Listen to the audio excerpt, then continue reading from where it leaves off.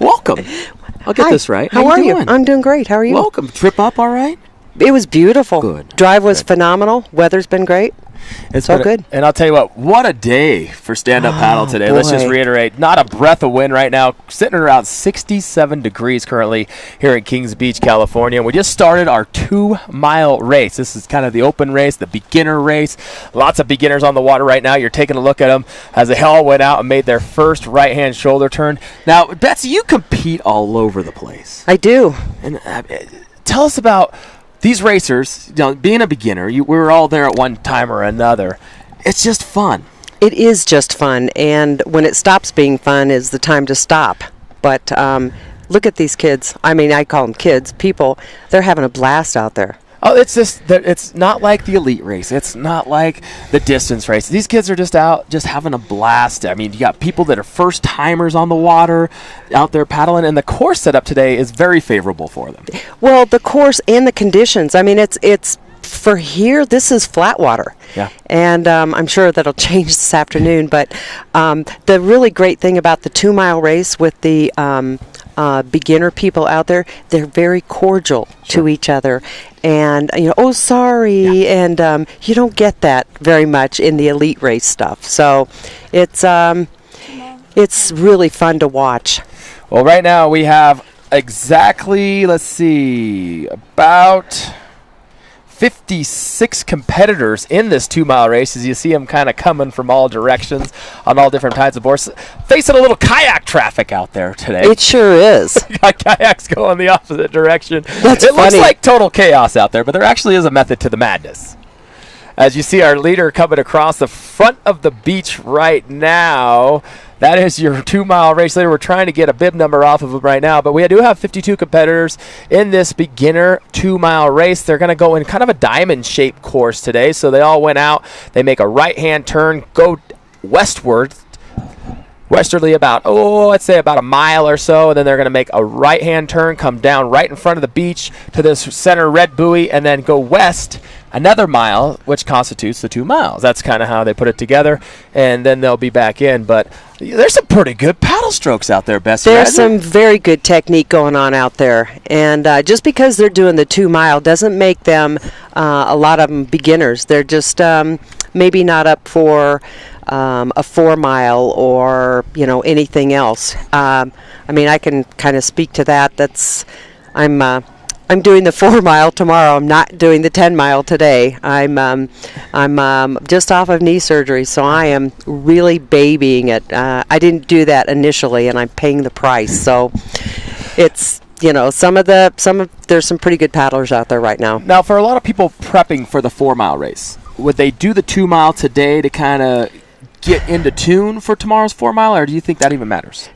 I think some people might. I don't think very many people will. I'm just not sure. I know that a lot of the elite paddlers enjoy doing like the 2-mile prep the day before. But most of the elite paddlers are in the 10-mile. Sure. Well, just a couple of names to throw out there. We got people from Portland, Oregon. We got Jeff Gione and Ethan Keaton. We got people from Santa Cruz. That's Luca Senica. San Diego makes an appearance. Kevin Shearer. A lot of Tahoe City people, including Doug Reed. Kings Beach, California is making a big representation here. South Lake Tahoe, California. The brackets are out there. You got the younger brackets, Joshua, Jessica, and Jacob. The Grom paddlers, so they're out there today. A couple individuals from Truckee, Sydney Weigard, and Corey Xander, they're out there. So pretty much covering the map as of now. So San Lorenzo, California makes it with Sabrina Airy, and that kind of rounds out your beginner races. And we just got underway right now. This beginner race, 2 miles for most of these athletes, should take about 30 to 45 minutes usually. I would say so. For a lot of these paddlers, some will stretch it out to an hour, but it's all in this protected little cove here in Kings Beach, which is very, very nice for them. Very nice. I'm just noticing, the bigger boats going by, the parasail out there and the big tour of kayaks and the boats out. I mean, all of the boards out there. It just makes a very colorful view looking out there. Yeah. one of the most scenic. That's the leader right now in the 2-mile race. We're trying to make out who it is. Not a bad stroke there, looking pretty good going into the cone buoy. That is your overall race leader. We'll try to get his number. He's on a Pauhana. Yeah. Now you can see his turning style a little different from a lot of the elite classes, but hey, you got to learn somewhere.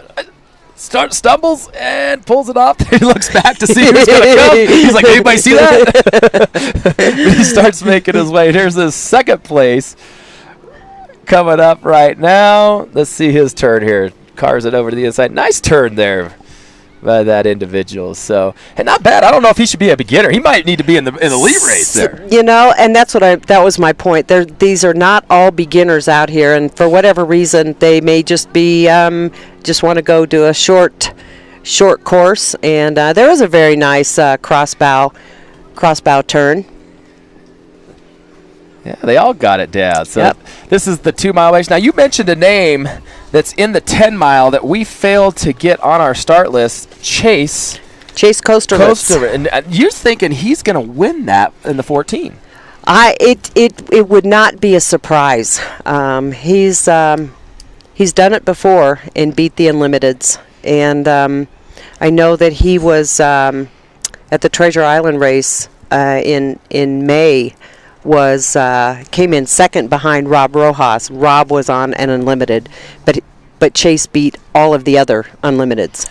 And Rob Rojas is a force to be reckoned with. Oh, boy. Wins Battle of the Paddle every single year. The guy's a complete powerhouse. So Chase definitely a top contender here. As we were talking to your husband Bob, you're like, hey, you didn't say Chase, and I'm like, well, he wasn't on my start list, but now we got the start list. So now we're going to sort of break this down. The start list in the 10-miler. Now, most of these athletes are about 2.5, 3 miles into this race as of now. Around the point, you're not able to see them. You're right now viewing our 2-mile beginner race here in Kings Beach, California. And that'll, like we said, should take about 30 to 45 minutes. Also coming up today will be the Grom race, which Dave and I were talking about. One of our most exciting, most fun race because you get the parents. You get the parents. And I'll tell you, the parents are more fun to watch than the actual race. They are. You being a parent, you would know. You betcha. It's exciting, and it's exciting to watch your child excel and do well, or, just grit your teeth when, something horrible, they fall, and then you have to deal with, the tears and all of that. But I'm really looking forward to the Grom race. There are a lot of the, I don't know how many kids are on the performance paddling team with Candace and Anthony, but there are, I don't know, maybe up to 10 of them here. Sure. Going to do the Grom race today. And Dave and I were talking about that earlier. What Candace Appleby, the top women paddler in the nation right now, and Anthony Vela, another huge ambassador to the sport, have done with kids in SUP is phenomenal. They just had their first ever SUP Fiesta, which was all about kids. They had over almost 200 kids come out, surfing and charging the waves, and just basically wouldn't get out of the water. And now, they're just taking it to a whole new level with now their performance paddling and how it's done. And I know a lot of Tahoe kids are involved in that. And actually, you bet. It's and a lot of these kids, like the Tahoe kids, there are 2 kids from the Park City area. They are inland lake paddlers, and on the performance paddling team, and they are. Jane Reese is one of them, and she's been winning a lot of the surfing contests. Her younger brother. I said Jane Reese, Jane Staples. Jane Staples. And her brother Reese Staples. He's doing extremely well, too. And I know that you mentioned Rand Carter earlier. He has how many kids? There's Trent and Zoe, and they're both here going to compete, and they're awesome competitors. Yeah.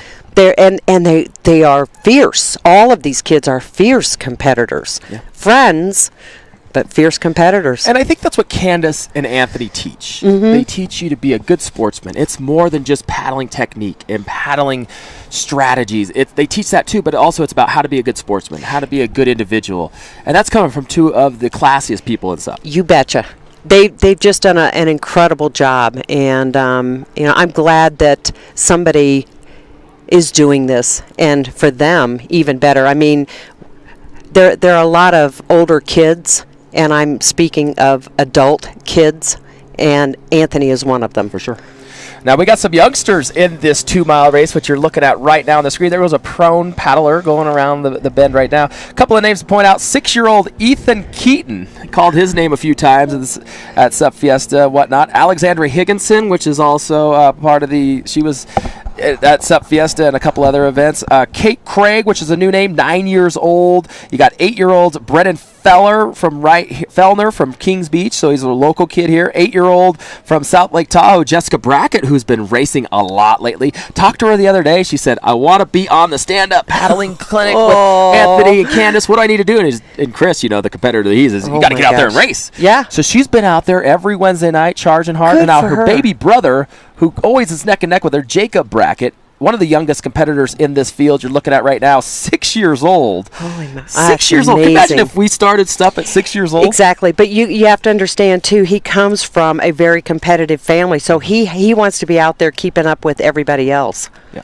It's 7-year-old from Citrus Heights, Isabella Ruffalo Burgot. So there's your youngsters in the class. And we got some younger, mid-50s athletes out there as well. We even got a 68-year, traveled all the way from Florida, Brandon Toone, Florida to be exact.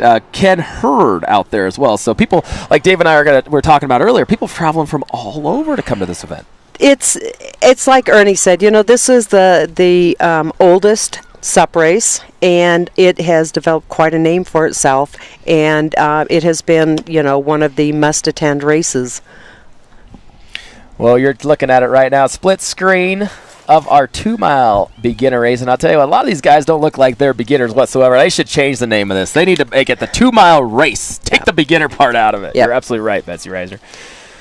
So we got our 10-mile well underway. We're trying to get an update on the race leaders in that 10-mile race right now. So we just got our start list, which Dave is looking over right now, and he's going to give us the breakdown when he comes back on here in a few minutes of kind of who to look out for. And Chase obviously won, and I can't believe we missed him. You're like, you didn't mention Chase, and I'm like, he's not on the list because we didn't know. And then also a little quick correction, Thomas Maximus scheduled on the start list as a 14, but he is on an unlimited board today.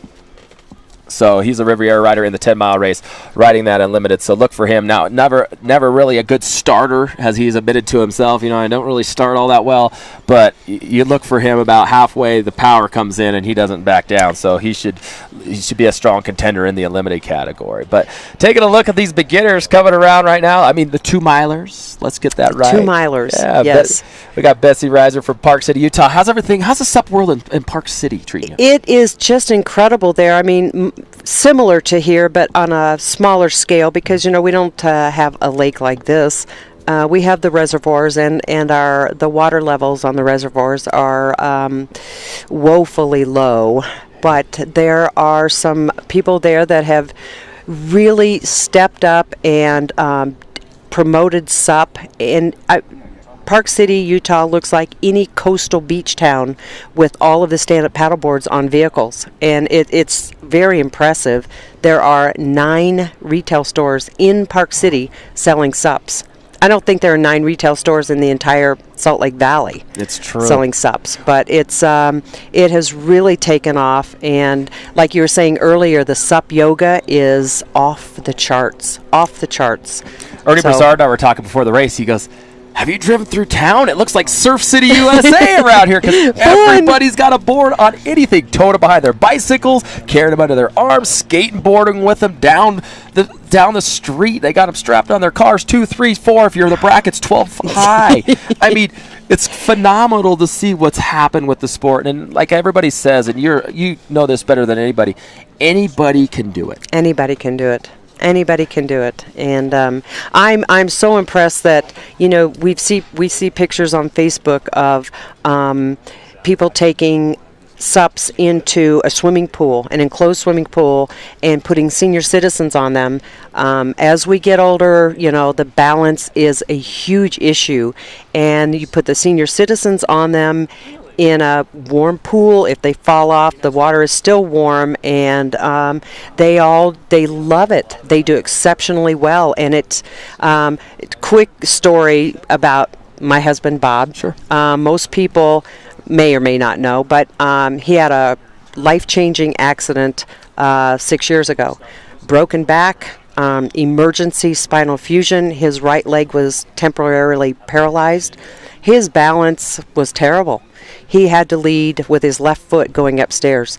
And about probably 3 years, he did 3 years of rehab, and that's about when we started stand-up paddling.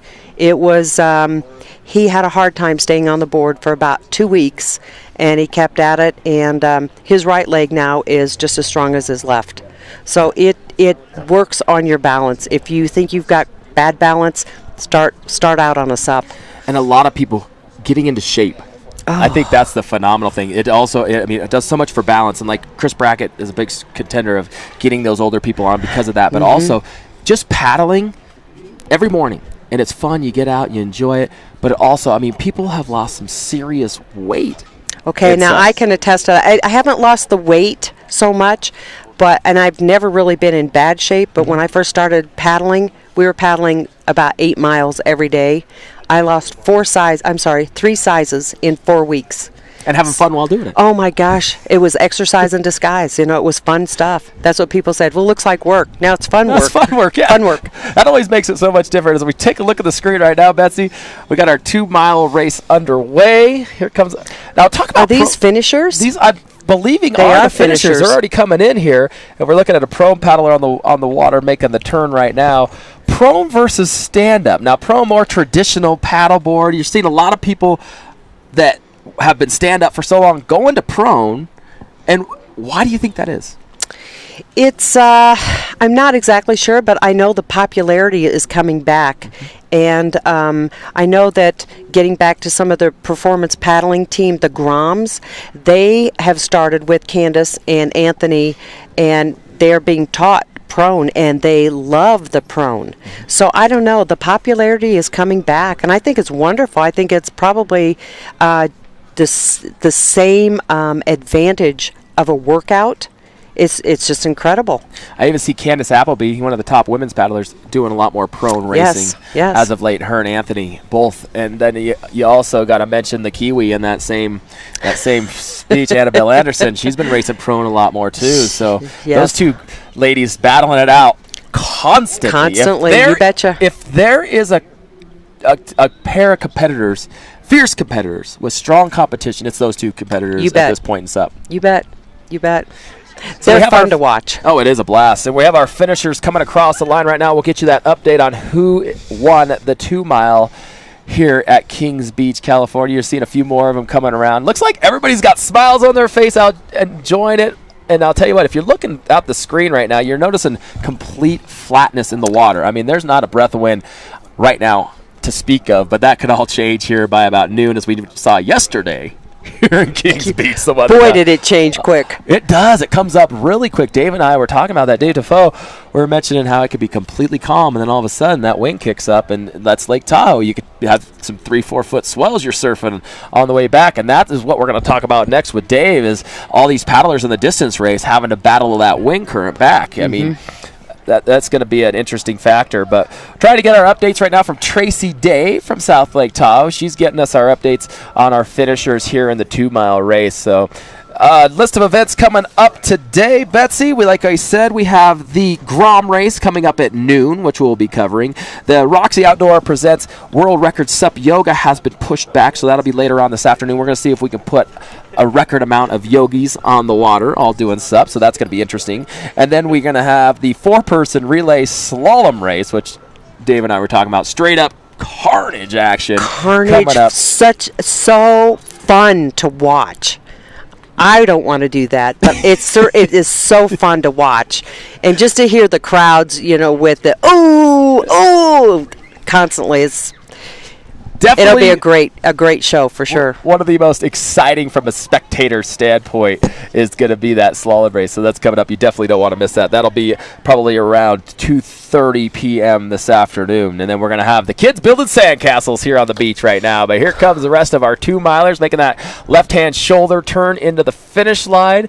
And we'll have the results for that race underway. Now our 10-miler is underway as well, our distance race. And Dave's going to have the update on that here momentarily. We're about 4 miles into that, baby. So they're getting ready in the next probably 10 or 15 minutes to start making that right-hand shoulder turn down in Incline Village and start making their way backs there. So we'll kind of get you updated information on there. But Betsy, thank you so much for joining us here today. Thank you, Drew. This has been fun. Hopefully I'll be back this afternoon. Oh, come on back anytime. Love to have you. Will do. From Park City, California. I always want to say California. I don't know why.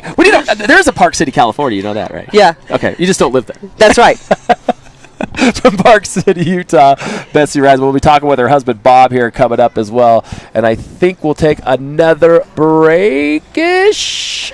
And we'll be back with Dave Defoe here, and we'll have the updates on the finishing of the 2-mile as well as the updates on who the leaders are in our distance race coming up here from the Tahoe Nalu, Kings Beach, California. Offers lessons in the popular new water sport of stand-up paddleboarding, which is perfect for the calm summer waters of beautiful Lake